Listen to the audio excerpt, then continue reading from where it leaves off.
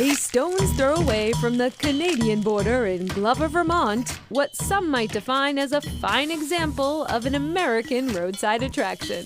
It has a homemade sign, kind of tantalizing you to stop in, and you're not sure what to expect. Entry fee? Just find the light. It's not as easy as it looks.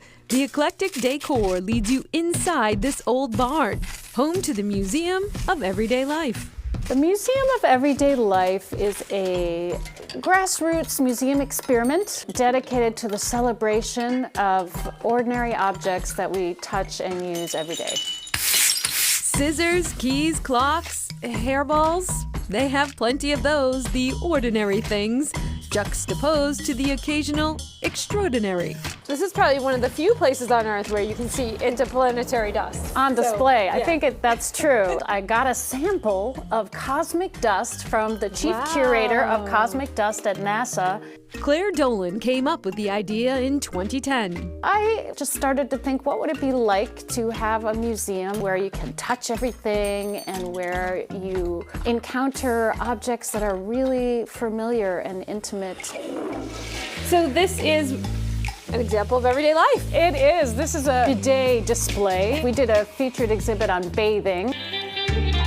The first exhibit featured the match. This violin was made by a person who was incarcerated and was a bluegrass musician and had no way to access instruments, and he began to make them out of many, many, many tiny matchsticks glued together. We've done the safety pin, the pencil, bells and whistles. So much here that makes you ponder. What is this sound? This is the sound of someone speaking whistle language, which is a real language spoken in the Canary Islands. We can check off the Learn Something New box. Another self-serve museum here in Vermont, the Bread and Puppet. Let's check it out. What's housed in this barn Wow. will take your breath away.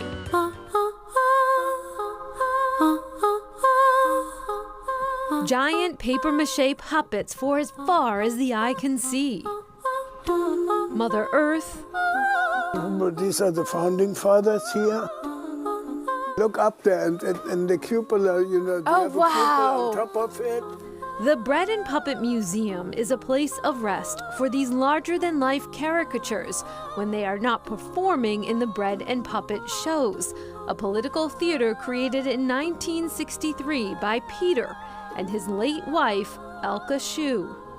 The barn was a place of puppet storage and quickly became a place to show them.